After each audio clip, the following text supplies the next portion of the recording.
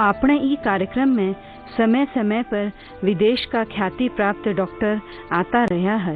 ई कड़ी में आज का अपना मेहमान डॉक्टर अंशुमन अग्रवाल जी है, जो इंद्रप्रस्थ अपोलो हॉस्पिटल नई दिल्ली में यूरोलॉजी यानी मूत्र रोग विशेषज्ञ के रूप में कार्यरत है। डॉक्टर अग्रवाल ईसापल्ली दिल्ली के फोर्टिस हॉस्पिटल और RG stone urology and laparoscopy hospital में आपकी सेवा प्रदान कर चुका है। इन्होंने यूरोलॉजी सर्जरी से जुड़ेड़ी अत्याधुनिक टेक्निक द्वारा सर्जरी करने को बहुत अच्छा अनुभव है। डॉक्टर अग्रवाल मुख्य रूप से cancer surgery, kidney transplant, robotic surgery, kidney stone और होल्मियम लेजर ट्रीटमेंट से जुड़ेड़ा है। ये मलेशिया और साउथ कोरिया से होलिप सर्जरी को लाइव डेमोन्स्ट्रेशन कर चुका है। डॉक्टर अग्रवाल समय समय पर अनेक राष्ट्रीय एवं अंतर्राष्ट्रीय मेडिकल कॉन्फ्रेंस में भाग लेता रहा है। आपने ई कार्यक्रम के माध्यम से डॉक्टर अंशुमन अग्रवाल जी से बातचीत करने को मौका मिले। आज का अपना अतिथि है डॉक्टर अंशुमन अग्रवाल, जो कि सीनियर कंसल्टेंट यूरोलॉजिस्ट है, यानी कि पेशाब से संबंधित रोग का विशेषज्ञ है।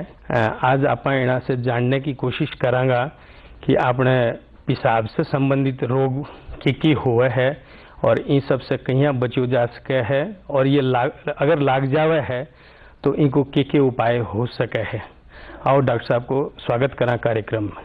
डॉक्टर साहब आपका कार्यक्रम में स्वागत है। यूरिनरी ट्रैक्ट में मेनली जो बीमारियां होती हैं वो क्या क्या है? जैसे देखिए, यूरिनरी ट्रैक्ट में बहुत तरह की बीमारियां हो सकती हैं और हर एज ग्रुप पे अलग किस्म की बीमारी होती है, और आदमियों में और औरतों में थोड़ी थोड़ी डिफरेंट बीमारियां होती हैं। जैसे मान लीजिए कि अगर हम आदमी को लें तो जब वो यंग एज में होता है तो उसको यूरिनरी ट्रैक्ट इन्फेक्शन हो सकते हैं, जिसके की सिम्टम्स होंगे कि पेशाब में से जलन हो रही है, बार बार पेशाब जाना पड़ रहा है, दर्द हो रहा है, या पेशाब में खून भी आ रहा है, या बुखार हो रहा है। या मान लीजिए थोड़ा उसको कोई किडनी स्टोन हो जाए तो उसमें किडनी स्टोन का सिम्टम होता है कि उसे पीठ में किसी भी एक साइड में या किसी किसी को दोनों साइड में अगर स्टोन हो जाए तो बहुत तेज दर्द उठता है, और वो दर्द पीठ से उठ के और नीचे तक पेशाब के रास्ते तक जाता है, और उसके साथ पेशाब में खून आता है या जलन होती है। जैसे आदमी बड़ा होता है वैसे वैसे उसका जो एक प्रोस्टेट एक ग्लैंड होता है, जो कि पेशाब का जो थैला होता है यूरिनरी ब्लैडर, उसके नीचे होता है और पेशाब के रास्ते के चारों तरफ होता है। तो हर आदमी का 50 साल की उम्र के बाद से प्रोस्टेट ग्लैंड बढ़ाना शुरू हो जाता है। तो जब प्रोस्टेट बढ़ने लगता है उस समय उसको पेशाब की रुकावट पैदा हो जाती है। तो उसे पेशाब बार बार आना, या पेशाब का धीरे धीरे आना, रात में 4-5 बार उठ के पेशाब करने जाना, या पेशाब पे कंट्रोल कम हो जाना कि एक बार महसूस हुआ कि पेशाब लग रहा है, उसे फौरन भाग के पेशाब करने जाना है, नहीं तो वो कंट्रोल नहीं कर पाएगा, कपड़ों में निकल जाएगा।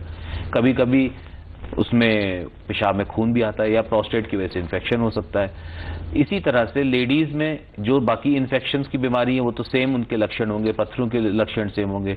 लेडीज में कुछ स्पेशल चीज होती है, जैसे कि उसमें उम्र के साथ पेशाब का कंट्रोल खत्म होने लगता है, जिसको हम लोग इनकॉन्टिनेंस कहते हैं, कि उसको खांसी आएगी या छींक आएगी, या हंस लिया या बच्चे को गोद में उठा लिया तो उसका पेशाब निकल जाता है, या एक बैग उठा लिया तो पेशाब गोद में उसका निकल गया, बिना कंट्रोल नहीं रहा उसका, या टॉयलेट पहुंचने से पहले ही उसका पेशाब निकल गया कपड़ों में, कंट्रोल खत्म हो गया।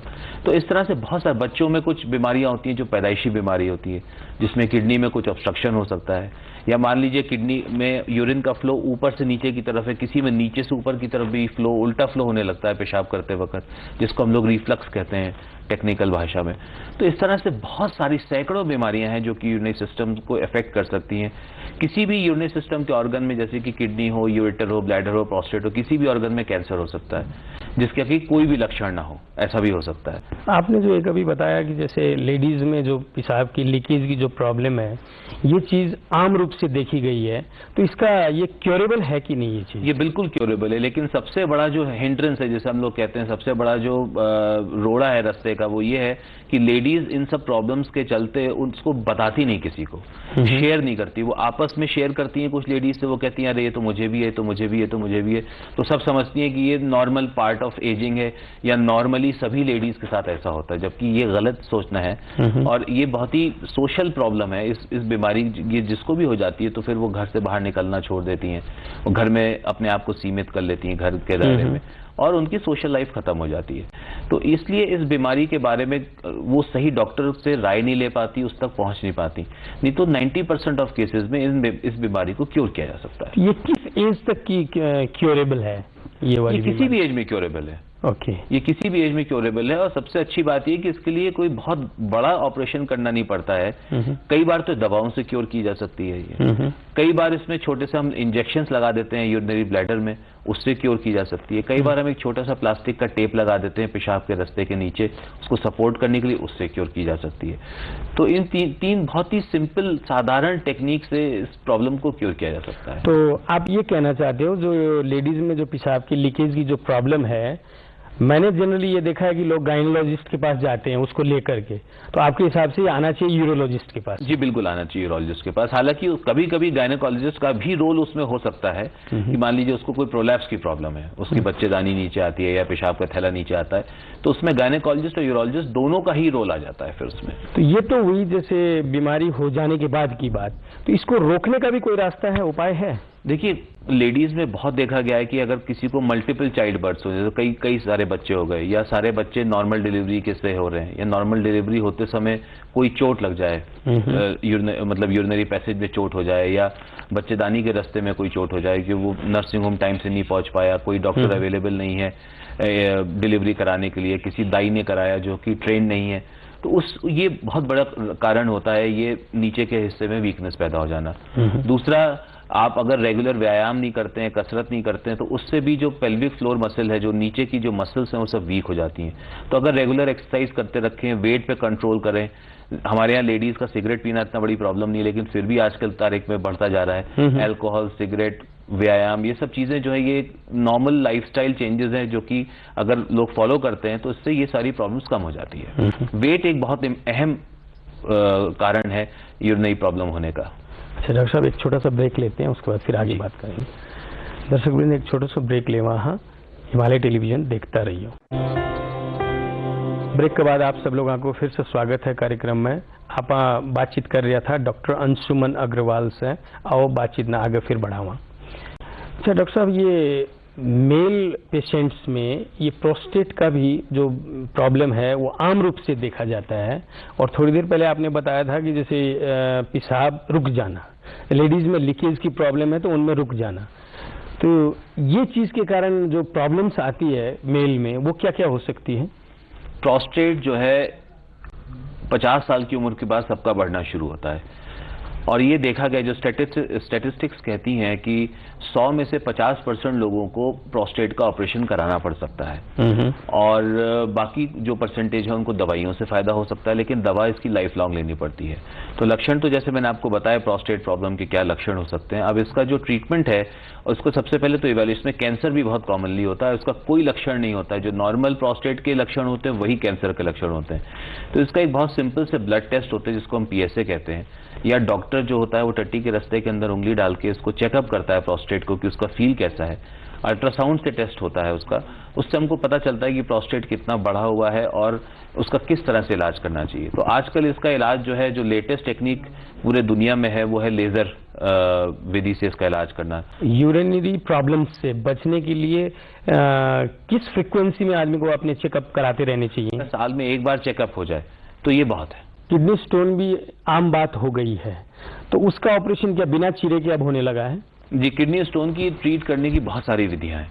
उसमें जो सबसे पुरानी विधि है, जिसको कि बिल्कुल ही जिसमें कोई चीरा नहीं लगता, जिसमें कि हम मरीज को एक मशीन पे लेटाते हैं, मशीन स्टोन को फोकस करती है, हम उसे फोकस करा देते हैं और फिर वो शॉक वेव्स डालती है मशीन। जो शॉक वेव्स मशीन में जनरेट होती हैं इंसान की बॉडी के अंदर से जाके और स्टोन को हिट करती हैं, उससे स्टोन के बारीक टुकड़े हो जाते हैं जो धीरे धीरे करके पेशाब में निकलते हैं। इसको हम लोग लिथोट्रिप्सी कहते हैं, ESWL टेक्निकल टर्म है इसका। तो ये बहुत ही कारगर टेक्निक है, लेकिन इसकी लिमिटेशन है कि स्टोन बहुत बड़ा नहीं होना चाहिए, छोटा स्टोन होना चाहिए, उसके निकलने का रास्ता अच्छा होना चाहिए, किडनी का फंक्शन बढ़िया होना चाहिए, सॉफ्ट स्टोन होना चाहिए जिससे कि वो आराम से टूट के मशीन से बाहर निकल जाए। तो अमूमन 1-1.5 सेंटीमीटर से ऊपर के स्टोन्स देखा गया है कि लिथोट्रिप्सी के रिजल्ट्स खराब हो जाते हैं। तो एक टेक्निक तो ये हो गई। तो दूसरी टेक्निक है उसे हम की होल सर्जरी कहते हैं, जिसको टेक्निकली PCNL कहते हैं।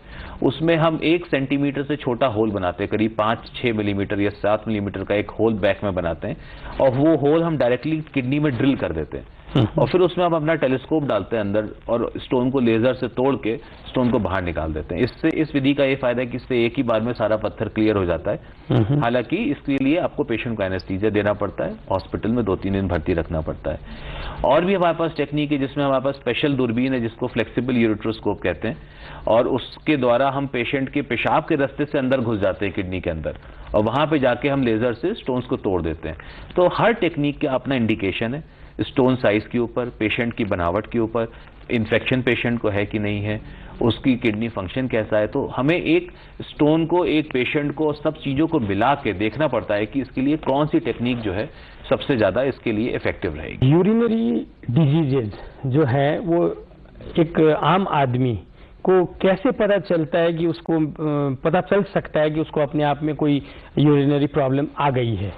तो सबसे पहली चीज, जो सबसे कॉमन चीज है, वो पेशाब में दिक्कत लगती है। आदमी जाता है नॉर्मल, पेशाब के बारे में हर समय सोचता नहीं रहता। जब उसे पेशाब महसूस होता है वो जाता है, 1 मिनट के अंदर पेशाब खाली करके वापस आ जाता है। ये तो एक नॉर्मल चीज हुई। इसमें अगर कोई भी वेरिएशन होता है, जैसे मान लीजिए कोई आदमी दिन में 3 बार पेशाब जाता है, अब उसे दिन में 10 बार पेशाब जाना पड़ रहा है, तो ये एक वेरिएशन हुआ नॉर्मल से। और ये वेरिएशन किसी डिजीज का लक्षण हो सकता है ना। ये वेरिएशन ठंड का भी लक्षण हो सकता है। ठंड में भी ऐसा होता है कि आप बार बार पेशाब जाते हैं, बट ये बीमारी का भी लक्षण होता है। अब आप पेशाब करते हैं, आपको कुछ पता नहीं लग रहा, और जब आप पेशाब कर रहे हैं आपको पूरा पेशाब का रास्ता महसूस हो रहा है, उसमें जलन हो रही है, उसमें दर्द हो रहा है, या आपको पेशाब का रंग पीले की जगह लाल दिखाई दे रहा है, भूरा दिखाई दे रहा है, काला दिखाई दे रहा है, तो उसका मतलब कुछ गड़बड़ हो रही है अंदर। या पीठ में किसी एक साइड में दर्द हो रहा है, गुर्दों की लोकेशन दोनों साइड में, पीठ की साइड में होती है ज्यादातर, कभी कभी लोकेशन गड़बड़ भी हो सकती है, लेकिन ज्यादातर इसी लोकेशन में होते हैं। इस लोकेशन में दर्द हो रहा है, तो ये एक पेशाब की प्रॉब्लम का लक्षण हो सकता है। पेशाब खुल के नहीं आ रहा है, फ्रीली नहीं आ रहा है, तो ये सब चीजें से आपको पता लगता है। अगर ये ऐसे कुछ भी आपको हो रहा है तो उसे इग्नोर नहीं करना चाहिए। अच्छा, इन डिजीजों से बचने के लिए हम अपने आप में क्या चीज कर सकते हैं? देखिए, बहुत ज्यादा तो इसमें बचाव के लिए बहुत ज्यादा कुछ नहीं है, लेकिन एक चीज ये आमतौर पे देखी गई है कि अगर आपका पेशाब का आउटपुट बढ़िया है, मतलब ये कि आप अगर दिन में 2 से 2.5 लीटर पेशाब बाहर कर पाते हैं और फेंक पाते हैं, तो उससे यूरिनरी सिस्टम की बड़ी अच्छी फ्लशिंग होती है। तो जैसे कि आप कोई भी वाटर फिल्ट्रेशन प्लांट इमेजिन कर लीजिए, तो किडनी क्या है, एक फिल्ट्रेशन प्लांट है बॉडी का। तो उसमें अगर अच्छा पानी का बहाव रहेगा तो उसके अंदर गंदगी नहीं जमा होगी, उसके अंदर पत्थर कम बनेंगे, और उसका हर चीज की सफाई और धुलाई होती रहेगी। तो यही देखा गया कि अगर आप 2 से 2.5 लीटर यूरिन आउटपुट जनरेट कर सके, और वो आप कैसे करेंगे, वो आप इस तरह करेंगे कि आपका पानी का इंटेक अच्छा होना चाहिए, पानी की क्वालिटी अच्छी होनी चाहिए, वो साफ पानी होना चाहिए, उसके अंदर जो हार्डनेस हम लोग कहते हैं वाटर की, वो रेगुलेटेड होनी चाहिए, जिसे हम TDS कहते हैं, टोटल डिजॉल्व्ड सॉल्युबिलिटी जो वाटर की होती है, वो रेगुलेटेड होनी चाहिए। दूसरा, कुछ यह देखा गया कि सिट्रस फ्रूट्स ऐसे होते हैं जैसे कि संतरा है, मौसमी है, नींबू है, अगर आप थोड़ा सा इनका डेली अपनी डाइट में इंक्लूड करें तो इससे कुछ ऐसे पदार्थ निकलते, कुछ ऐसे सब्सटेंसेस जाते हैं यूरिन में जिनसे कि आपको बेनिफिट लगता है, और इनसे यूरिनरी ट्रैक्ट इन्फेक्शन का भी चांस, जैसे क्रैनबेरी जूस है, उससे यूरिनरी ट्रैक्ट इन्फेक्शन की अंदर कमी आ जाती है। अगर कोई बहुत मोटा है, ओबीज है, लेडीज में स्पेशली, तो उनका जो लोकल एरिया होता है वहां पे सफाई कम हो जाती है मोटापे की वजह से, तो वहां पे गंदगी और वहां से इन्फेक्शन, और इन्फेक्शन के बाद बाकी सारी प्रॉब्लम शुरू हो जाती हैं। डॉक्टर साहब, एक इन जनरल कोई भी पेशेंट समझ लीजिए या कोई इंसान डॉक्टर के सामने जल्दी से बोलना नहीं चाहेगा, लेकिन यूरिनरी ट्रैक में जो इन्फेक्शंस कुछ भी हो जाए और उसके चलते अगर कोई ट्रीटमेंट या ऑपरेट करना पड़ गया, तो उसके कारण से चाहे लेडीज हो चाहे जेंट्स हो, उनके सेक्सुअल लाइफ में कोई प्रॉब्लम आती है? नहीं, सेक्सुअल लाइफ में प्रॉब्लम नहीं आती है, कोई प्रॉब्लम नहीं आती है। ये आम, बहुत अच्छा सवाल आपने किया। ये आम तौर पे मरीज आते हैं, जब हम उनको कहते हैं कि भाई हम आपके लिंग के थ्रू इलाज करेंगे, हाँ, तो वो घबरा जाते हैं, वो सोचते हैं कि अरे ऐसा ना हो कि हमारा लिंग खराब हो जाए, इससे हमारी सेक्सुअल प्रॉब्लम्स लाइफ में आ जाए, लेकिन ऐसा कुछ नहीं होता है। एक ब्रांच है सेक्सुअल डिसफंक्शन, ये भी यूरोलॉजी की एक ब्रांच है। तो ऐसे बहुत सारे पेशेंट्स हैं जिनको कोई सेक्सुअल डिसफंक्शन होता है और वो डॉक्टर्स के पास शर्म के कारण नहीं जा पाते, और कई लोग इस डर से इलाज नहीं कराते हैं। जैसे अभी मैंने हाल में एक पेशेंट का लेजर से ऑपरेशन किया प्रोस्टेट का, जो 10 साल से प्रॉब्लम से पीड़ित था। जब उसको मैंने आश्वासन दिया कि आपको कोई सेक्सुअल प्रॉब्लम नहीं होगी इस ऑपरेशन से, तब उसने मुझसे गारंटी लेके, जो कि डॉक्टर के लिए बड़ा मुश्किल काम होता है किसी को गारंटी देना, लेकिन उसके हित में मैंने उसको गारंटी देकर उसका इलाज किया, और वो ठीक है आज की तारीख में, उसको कोई प्रॉब्लम नहीं है। तो ऐसी एप्रीहेंशन रखना गलत है। इनफैक्ट अगर किसी को कोई सेक्सुअल प्रॉब्लम ऑलरेडी है तो उसे यूरोलॉजिस्ट के पास जाके अपनी प्रॉब्लम डिस्कस करके भी उसका इलाज कराना चाहिए। सर, डॉक्टर साहब, एक चीज, जैसे यूरिनरी ट्रैक्ट से जो प्रोटीन जाता है उसको शायद टेक्निकल वर्ड में नेफ्रोटिक कुछ सिंड्रोम ऐसे कुछ बताते हैं। आजकल मैंने कुछ लोगों में देखा है कि बहुत छोटे एज में भी ये चीज हो जाती है, तो ये क्या कारण है सर इसका? नहीं, देखिए ये एक फर्क चीज होती है। किडनी से जब यूरिन फिल्टर होता है तो जितना भी प्रोटीन फिल्टर होता है सारा वापस किडनी खींच लेती है, उसको एब्जॉर्ब कर लेती है, लेकिन फिर भी बहुत छोटी मात्रा में एक प्रोटीन की क्वांटिटी यूरिन में जाती है, जिसको हम मिनिमल प्रोटीन कहते हैं या 1+ प्रोटीन कहीं लिख के आ जाता है, बहुत थोड़ी मात्रा में। नेफ्रोटिक सिंड्रोम में यही प्रोटीन जो है 3-4 ग्राम पर डे के हिसाब से बॉडी से लूज होता है। और नेफ्रोटिक सिंड्रोम किसी भी एज में हो सकता है। नेफ्रोटिक सिंड्रोम में कुछ 2-3 चीजें होती हैं जो कि उसमें क्लासिफिकेशन में आती हैं, जिसमें से कि प्रोटीन यूरिया एक इंपॉर्टेंट चीज है, कि मतलब कि पेशाब में प्रोटीन का लॉस होना। तो नेफ्रोटिक सिंड्रोम बच्चों में भी होता है और बड़ी उम्र में भी होता है, दोनों ही तरह में वो फर्क बीमारियां होती हैं किडनी में, जिसकी वजह से किडनी से प्रोटीन का बहाव बढ़ जाता है और किडनी प्रोटीन को वापस नहीं ले पाती है। अच्छा डॉक्टर साहब, आपने अपने व्यस्त समय से समय दिया, इसके लिए आपका बहुत बहुत आभार, और ये हिमालय टेलीविजन की तरफ से थैंक यू सो मच। बहुत शुक्रिया। दर्शकवृंद, आप अभी डॉक्टर साहब से बातचीत कर्या और इन बातचीत से यही समझ में आवे है कि अपना आप ने स्वस्थ रखना ही सबसे पहली जरूरत है। बाकी समस्या आने के बाद उनको इलाज करना तो इंसानी जरूरत है, लेकिन अगर आप अपना अपने समस्या आने ही नहीं देवांगा तो वही सबसे बड़ी इलाज रहो, सबसे बड़ो इलाज हो जाओ। गत हप्ता सोधिएको प्रश्न, धनको प्रतीकका रूपमा घर घरमा लगाइने बोटलाई के भनिन्छ? Option A money plant, option B rubber plant, option C dollar plant र अप्सन डी क्याक्टस। यसको सही उत्तर हो अप्सन ए मनी प्लान्ट। दर्शक प्रश्नको भाग्यशाली विजेता भई वाइवाईको गिफ्ट ह्याम्पर पाउन सफल 5 SMS गर्दा हुनुहुन्छ 98 510 92 364, 98 422 22 133, 98 020 32 93, 98 140 16 56 85, 98 080 62 443। ब्रिटानियाको गिफ्ट ह्याम्पर पाउन सफल 5 SMS कर्ता हुनुहुन्छ 98 11 43 40 15, 98 45 10 52 51, 98 480 31 091, 98 410 051 04, 98 45 10 47 78। बधाई छ, विजेताले आफ्नो परिचय खुल्ने प्रमाण सहित 1 हप्ताभित्र हिमालय टेलिभिजनको कार्यालय मध्य बानेश्वर काठमाडौँमा सम्पर्क राख्नुहोला। मोबाइल नम्बर 98 498 23 804 मा पनि सम्पर्क गर्न सक्नुहुनेछ।